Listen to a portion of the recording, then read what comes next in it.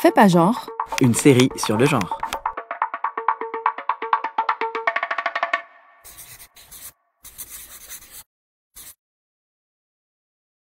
C'est un délire. Ma pote enceinte, elle accouche dans 2 semaines et elle veut même pas savoir si c'est une fille ou un garçon. L'angoisse. Je comprends pas ces gens. Bah, c'est pas intéressant. À sa place, je ferais pareil. T'es sérieux? Mais c'est super important. Bah, non, en vrai. Tu t'es déjà posé la question de savoir pourquoi c'est si important? Bah, tous les parents veulent savoir, non?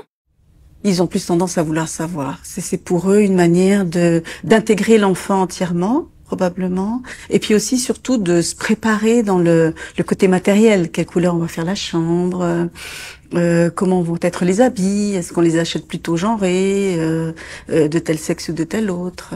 Non mais, c'est dingue, non? Bah, je vois pas trop le souci. La plupart des gens partent du principe que si le futur bébé a une vulve, ce sera une fille, et s'il a un pénis, ce sera un garçon. Je vois toujours pas le problème.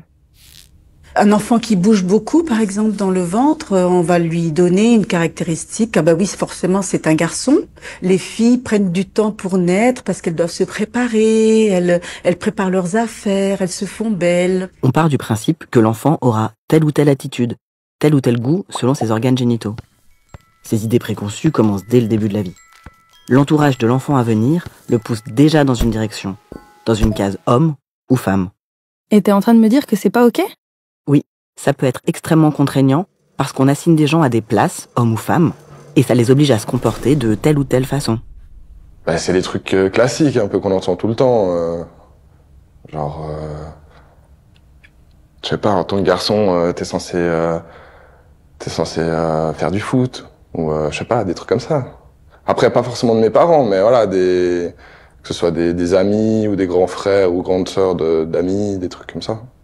On va retomber dans les clichés du mec, voilà, protecteur dans le couple. Après, moi, c'est quelque chose qui me plaît à être aussi. Tu vois, un peu avoir ce côté gros nounours protecteur. Mais effectivement, s'il s'agit par exemple, de sortir les crocs, voilà, quand tout d'un coup il faut, je sais pas, il faut répondre à quelqu'un qui a mal parlé, que ce soit dans le couple ou même genre dans la rue ou voilà, une sorte d'agression. Bah là, je sais que je dois le faire, mais c'est vraiment à contre-cœur. Pour résumer, si un individu a un zizi, on s'attend à ce qu'il soit fort, qu'il ne pleure pas, et qu'il aime les voitures, le bricolage et la viande rouge. C'est des clichés, mais c'est quand même un peu vrai, non? C'est le cas de pas mal de mecs.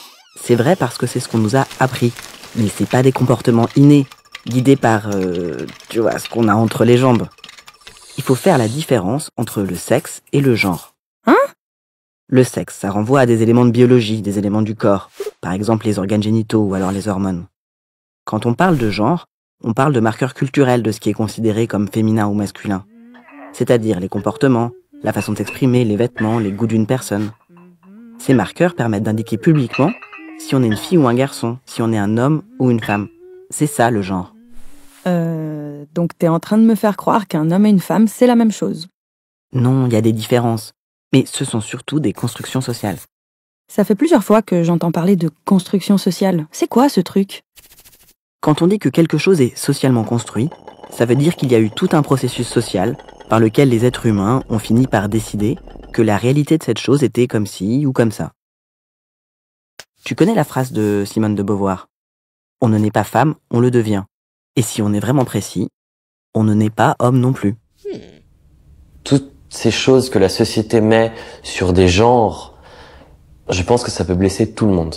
Et je pense qu'aujourd'hui, il y a des personnes, surtout des personnes cis avec qui j'en parle, où on discute un peu de tous ces sujets, qui se rendent compte en fait que ils et elles ont été blessés aussi par ces constructions sociales de genre et par ces stéréotypes et par ces rôles de genre et par ces expressions de genre imposées pour bien faire, pour bien paraître, pour rentrer dans des cases.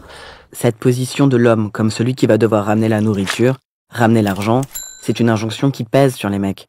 Certes, ça leur donne du pouvoir, mais ça pèse. Du pouvoir? Oui, parce qu'il y a 2 choses à savoir sur le genre. Ça divise et ça hiérarchise. Oh là là, tu vas trop vite là. C'est simple, tu vas voir. D'abord, le genre, c'est un principe qui sert à diviser 2 groupes sociaux, les hommes et les femmes, de façon très distincte. Ok. Et deuxièmement, il crée une hiérarchie entre ces groupes. Ce qui est considéré comme masculin est socialement et historiquement perçu comme supérieur à ce qui est considéré comme féminin. C'est ce qu'on appelle le sexisme, une discrimination fondée sur la croyance que les femmes sont inférieures aux hommes. La petite fille qui fait du foot, on va lui dire « Ah, c'est fait pour les garçons », alors que c'est une assignation sociale, mais elle gravite du bon côté, qui est valorisé. Alors que le petit garçon, on va lui dire « Mais que fais-tu ? Tu joues à la poupée alors que c'est soi-disant fait pour les filles ?» Bonjour le sexisme, mais en plus, il gravite du mauvais côté, celui qui est dévalorisé socialement. Mais du coup, si le genre est acquis et pas inné, pourquoi est-ce que le fait d'être un homme ou une femme, ça a l'air d'être si évident pour la plupart des gens ? C'est parce que nous passons toutes et tous par un processus que l'on appelle la socialisation. Ça a été notamment développé par le sociologue Pierre Bourdieu. Selon lui, les individus apprennent à agir d'une certaine manière en adoptant des attitudes et des valeurs conformes aux attentes du groupe social auquel ils appartiennent. C'est un processus d'intériorisation des comportements sociaux en général. Tu vois, la socialisation, ça commence dans l'enfance, dans la famille. Mais ça se fait tout au long de la vie.